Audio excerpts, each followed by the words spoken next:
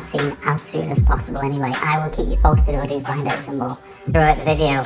And I've shown you that because it's probably one of the most unusual things I've ever come across in a very long time.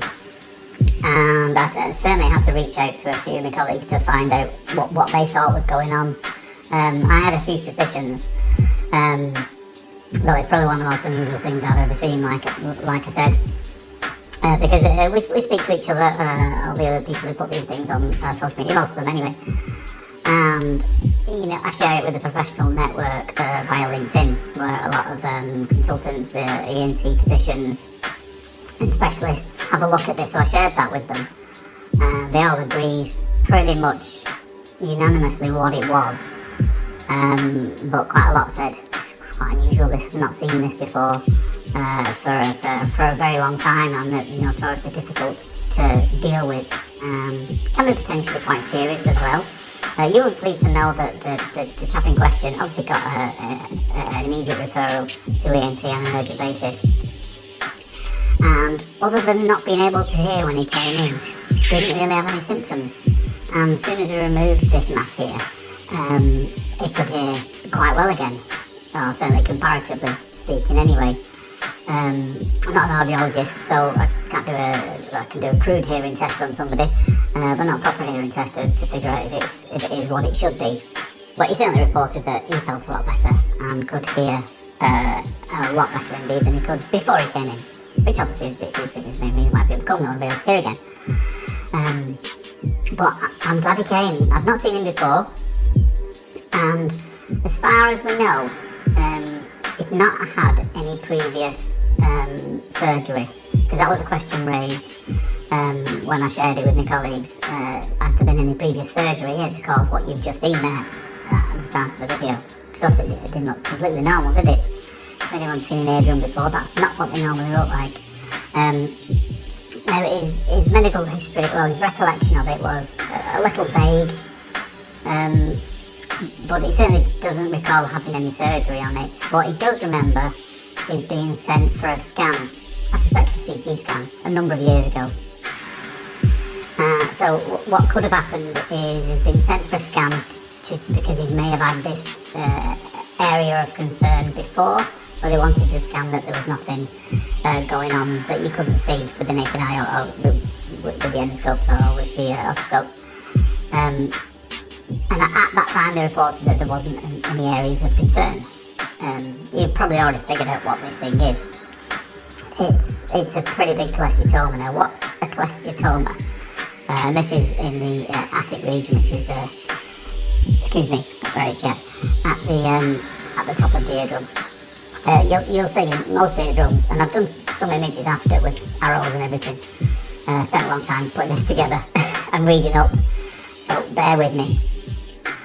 So in most eardrums you'll see the handle malleus, one of the bones behind the eardrum, and then just above that you see what usually you can sometimes get a bit of a pocket, a bit of a retraction pocket there, and then as the skin sheds from the centre of the eardrum, the top layer.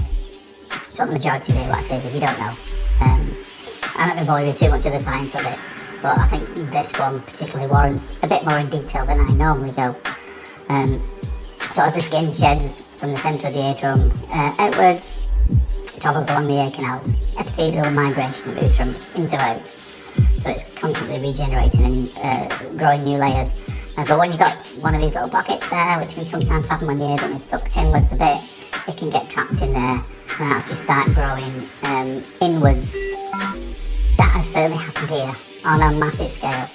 You might notice a slight difference between the image you've just seen and the image you're seeing now. Slight difference in colour. That's because I've got two endoscopes now, if you've been following the channel. And I've still not made mind up which one I prefer. You can get similar images with both, but I just happen to have I had to change because the light source ran out. So I had to change all that. And as you can see, we're finally managing. What I'm trying to do whilst I've been waffling on is try and pull those bits together. See, it's like a little U shape, can't you? And I've been trying to fill the suction tube up with both of those.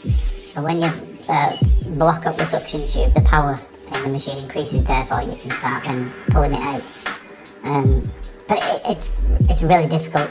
It's a right battle, but you can already see, just if I lift that up a little bit, which I'm probably not going to do on Q&A on me, but you might see there you go, little glints in the bottom left corner that you can see the bottom portion of the eardrum there, the little greyish blue tinge that you can see there.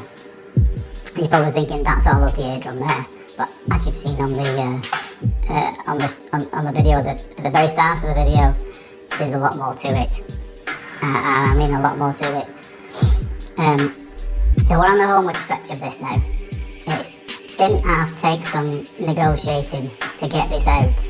And when it comes out, you'll see why, because there was this dense, dark, hardened keratin plug, which is what it is, has been tucked up towards the attic region, the top portion of the eardrum, as a lot of cholesteatomas do.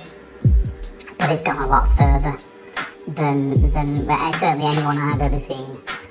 And we think what it's also done is, it's invaded. It invaded and eroded all the bones behind there. And when you talk about the bones down there, you're in the skull basically, So there may well even be more that we can't see. So obviously that's why this chap's going to get a relatively urgent scan. So as you can see, this part has finally come out, and I was hoping that was all of it in one go. But it wasn't. It did just leave a bit left behind in this particular region. But the next shot you'll see, you'll already start to see, whoa, what's going on here. So just underneath where that last dark hardened bit of keratin is, you'll see what I think, I could be wrong on this, is the handle of the malleus. That's the bone that you normally see touching against the back of the eardrum, And all that region above it there, that shouldn't be there, I don't think. So this has been shedding on the eardrum, falling into that pocket there, but then it's been travelling further than they ordinarily do, invading the middle ear space and kind of going up like that. Now, if I had an angled endoscope, maybe even not with one of them, which I don't have one, might have been able to see what's going on up there, because, like it goes along there, then it goes up. That's why it was so difficult to get out, and it goes up.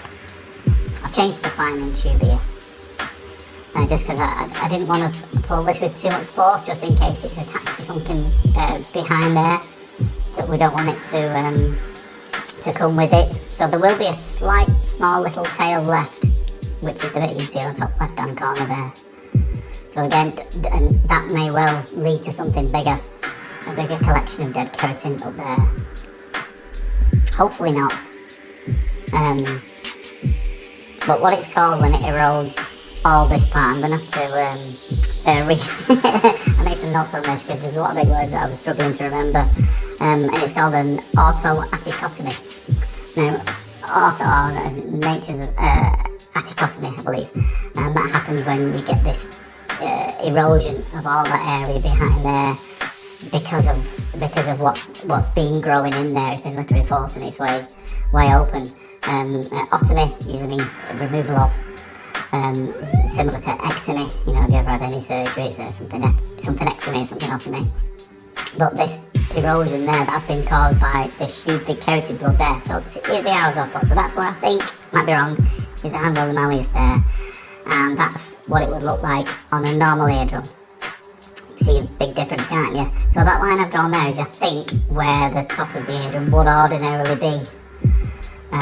So you can see that part above it, that's all been eroded away, and that's where that big keratin plug was going on up there. And like I said, that's the bit there that we can't see. So that's why I need a scan to figure out what's going on up there, how far this thing goes, what else is it invaded.